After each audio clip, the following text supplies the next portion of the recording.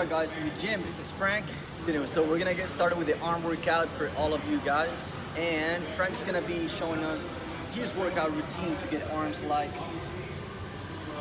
that. Check that out. The very first exercise that we did is a tricep push down. We started out with lightweight, that means 12 to 15 repetitions, so we can get some blood flow going through the triceps before doing the main compound movement of the day, which is the overhead barbell shoulder press. As you can notice right here, the key for this exercise is to keep those elbows static. All you're gonna do is flex and extend the arm at the elbow without swinging too much the arm forward or backwards. When it comes to the face pulls, like you see right here, you're basically gonna be activating the rear side of the shoulders, and for that to happen, it is often recommended that you point thumbs down as you're pulling the ropes towards your eye level. Common mistake is to basically utilize the biceps to pull the weight towards your eyes.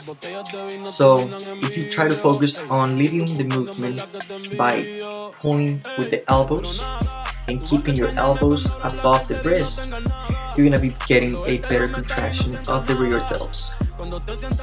Here's the main compound movement of the day, the barbell shoulder press.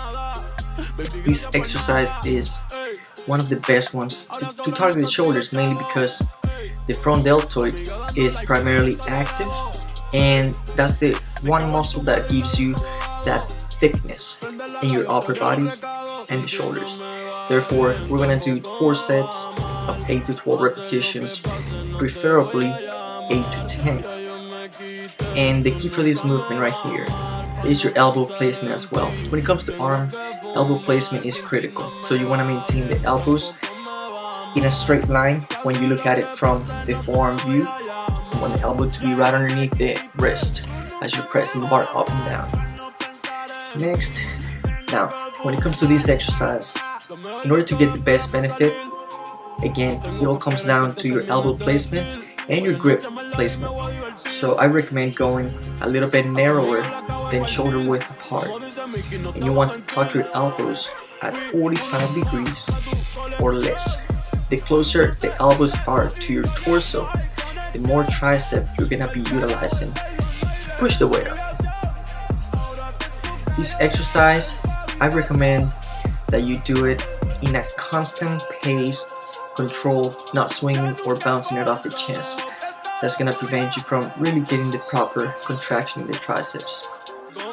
Next, we did some bicep curls. Our first set was kind of like a warm-up, so we went for 15 to 20 repetitions to get more blood flow through the arm, and then the real sets were anywhere from 10 to 12.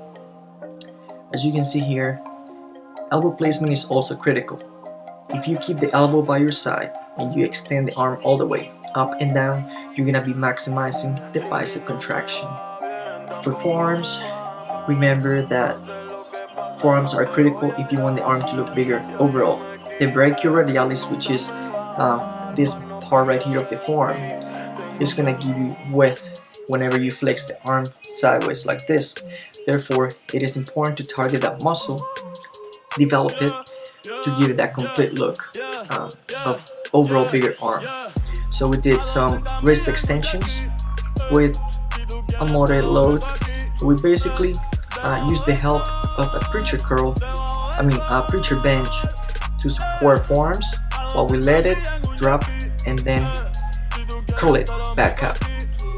You're gonna feel a great contraction in the forearms, and if it's the first time that you do it, you might be a little bit sore, tender, so just be ready for that, but overall it's a great exercise for forearms. Next, the tricep kickbacks. Common mistake here, guys, is to perform a curl after the kickback.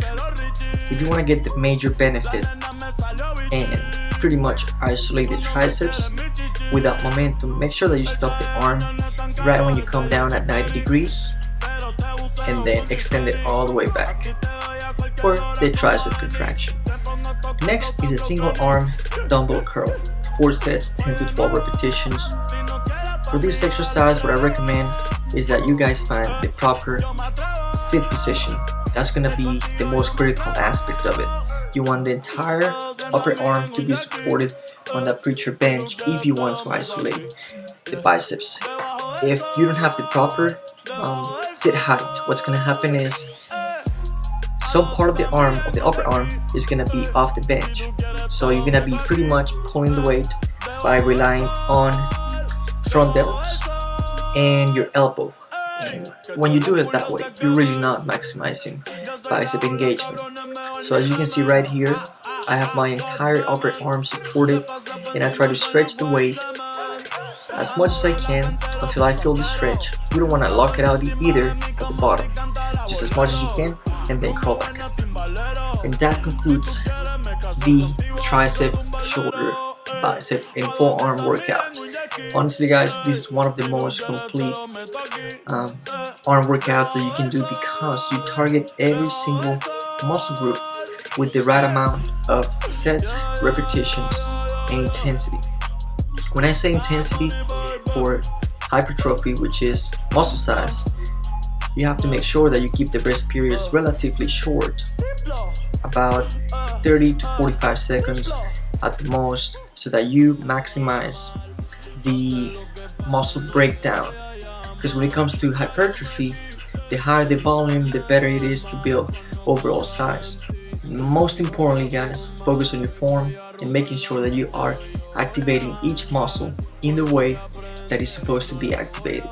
That's how you really maximize muscle growth. Hope you guys liked that video. Let us know in the comment section below if you tried it and what was your favorite exercise, and also if you have any comments, anything we can do better to improve the quality of our videos. And last but not least, make sure to give it a thumbs up, subscribe to the channel so you don't miss any upcoming videos, and that's it. Thank you for watching. Have a great day. Cuando él te lo meta y no sientas nada, cuando te sientas sola perdida en la nada, tú puedes arreglar.